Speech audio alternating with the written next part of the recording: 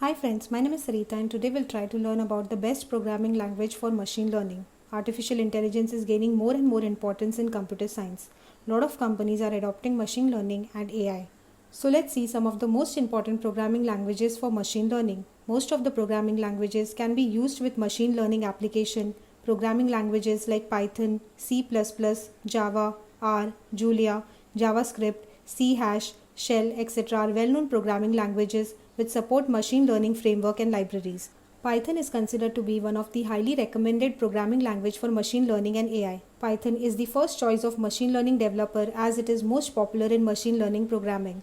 The programming language is important as all the ML application and algorithms are designed using these languages. JavaScript is the language used for web development, and this language is used by beginners in data science and machine learning to develop application for an enterprise.